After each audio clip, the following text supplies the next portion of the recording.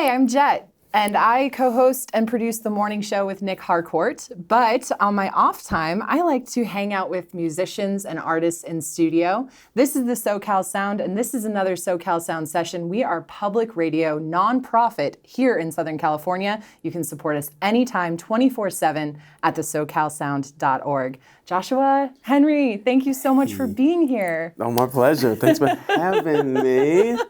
Of course, of course. So you're going to play some amazing tunes. You've got Burn It Up. We've been playing that so much. And I was telling you earlier, every time it comes on the station, I can't help but dance.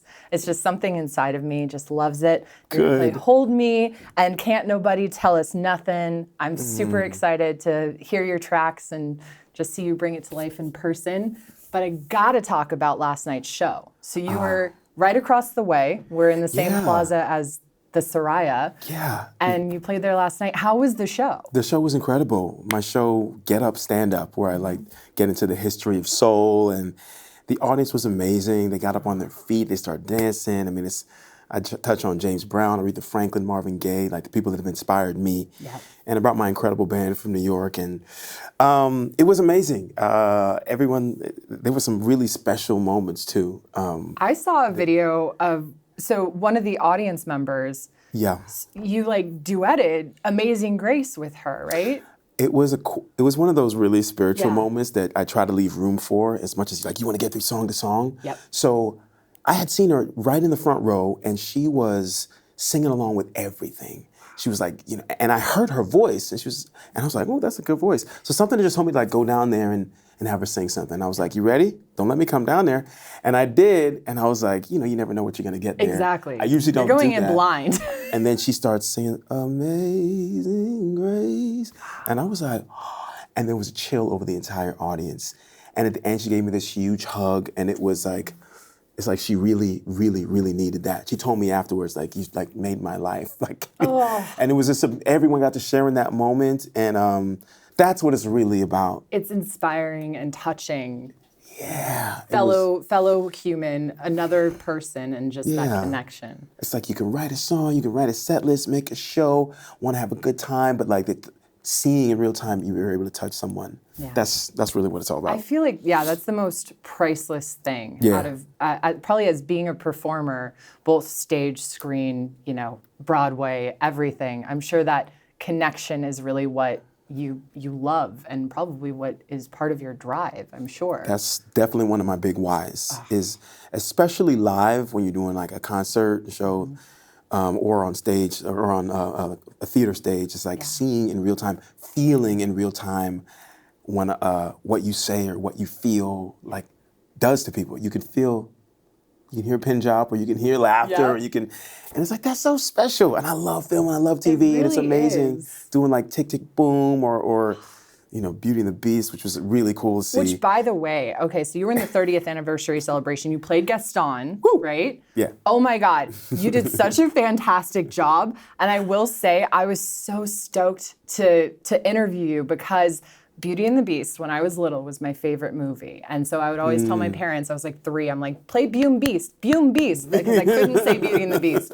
So I was always requesting it, and I got chills when I watched the 30th anniversary, because I was just this is so amazing, and your embodiment of Gaston was so perfect. But your performances in Into the Woods, amazing. Hamilton, amazing, because you were Aaron Burr. I mean, just thank you. Spectacular. And now, you put out Grow in 2021. That was your debut solo album. That had to have felt fantastic when you first released it, right? Yeah. It was right after, during the pandemic, the first Hold Me was the first track that I released in 2020, and then the album in 2021. And I'm so glad that the song Hold Me was sort of the hallmark for that album, because who doesn't want to be held, Exactly. And during that time. Yes, too. Absolutely. During that time, I like that people were really connecting with that message, and still now, when I played it at Soraya, just acoustically. Oh, you did it acoustic? Yeah, sometimes we just bust it down and break it down raw with the acoustic, and you just feel people be and they sing the chorus. I go, hold me just, and they go, Don't hold me back. Oh, It's a really beautiful thing. I love that. Yeah. See, that connect, I mean, and that's the nice thing because, you know, we were chatting a little bit earlier and talking about just that connection that music brings to people. And is there anything in your career, you know, you started obviously back in high school, you were in The Music Man, right? You played Harold Hill, and that was kind of like that first role that really pushed you, right? But before that, did you have any sort of like musical influences in your household, like growing up as a kid? Like what kind of made you decide music is my direction? That's a great question. I grew up, me and my brother, David, he's a bass player. He's like a year and a half older than me, but we grew up really close. We had a band called Peanut Butter and Jam Session growing up. I love that name. It's a really good name. I got to use it again. Don't use that. But we grew up playing in church first, and I started playing the guitar when I was 11, and I started to sing and get more confidence in church in like around 14. And I always knew that I wanted to, that I loved music. When I listened to it on the radio, me and my brother would just listen to it, and I'd play guitar, he'd play bass, and we just play all the songs that we would try to figure out the chords. Pause it, record it, no. Yeah, it's like before the internet took off where you have tabs and all that stuff. It's like you got to figure it out by hearing it. You got it. Yes. You can actually record something by cassette still. And so that's where my love of music really got, fired up, was with my brother. And he's still an incredible bass player. He plays in Florida. But when I was 18, and of course I did The Music Man, and I started to realize, wow, I love music so much. And being able to do it as a recording artist now, and also on stage, at crazy stages like the Hollywood Bowl. I know, seriously. Which is, it's wild. But like, I have never, my love and my passion for it has only grown. And I didn't think that was possible. Some people do, they get tired, I feel.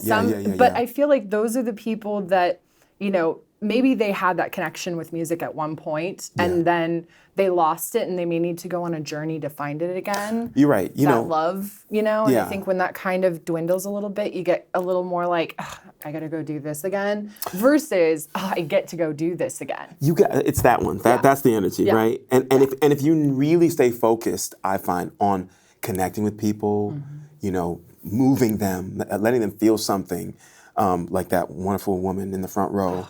That's what can really fuel you. And you find for me, I like to see people, moved. I also like to grow into different types of performance. Exactly. And I don't want to just be the same singer I was yesterday, because I feel like I'm here to serve with my instrument. So if you can tie it into something bigger than, I like music, that's like a like can go in here. But it's a hobby. I'm here. I've been given a gift. I've got to improve that gift. Why? Because I'm here to inspire, and I'm here to move people with this gift, because we need to feel. Seriously. You really have to feel. Well, and I was going to ask, obviously, you're a fantastic artist and a fantastic actor in musicals, because you very, very well portray every character that you play. Thank you. But making that transition to being a solo artist, so from being in musicals like ensemble and principal, and then making your way into your solo career as an artist, do you find that it kind of speaks to you more? I know that you can place yourself in these roles and really become who you're portraying, but when you are on your solo tour and you are performing, you're writing, what's the difference for you? I think that's a great question. The difference is, when you're performing in a musical, say like Hamilton, right? You get these incredible words and these characters that you can let your soul shine through, right? You bring yourself to these roles, and you portray a vision that is already in place, which is incredible. That skill set to have is amazing. But when it comes to my recorded music, this is directly from Joshua Henry. Right? From your heart, your soul. And I find that process to be way more vulnerable, way more, I have to be more daring, and you're basically asking, hey, do you feel this too? Do you connect with that? And you hope that it does, but at the same time you have to ask, whether you do or not, I'm still going to share it. And I think that's the real. And I think because that is, you don't have courage and bravery without vulnerability. So it goes hand in hand. And I feel like that's what your solo work is doing. You're really like opening up. You're writing. I think your wife was a lot of inspiration for many of your tracks. I mean, I'm listening to it. I'm like, oh, it's got to be his wife. It's got to, like, this is so. And some of it just, you can feel the love. Yeah. And you can feel your passion, and it's just that connection that you have with like human emotion, I think is so great with your solo work. Thank you. Adore it. Thank you. Thank you. And then I have a quick question. So what is your process like? Because I always want to know. Everybody has something different. I've had artists who say, you know, they like to hang out on their tour bus in the back and be like enveloped in like a hood and not really talk to many people. And some people need to go out and, you know, be in the presence of others. What does your creative process look like when you're writing, when you're getting ready, let's say both on stage, you know, on screen, and also in your solo work? What's your process look like? What do you do? Well, you have to be somewhere? Yes, I have to be just like in the park and the sun has to be shining. Kind of like this, like being in a little tree house. Right, in the trees. For my music, I'm usually by myself. Like that's where most ideas start, like in my my little office where it's just me and my instruments. That's like a sacred space for me.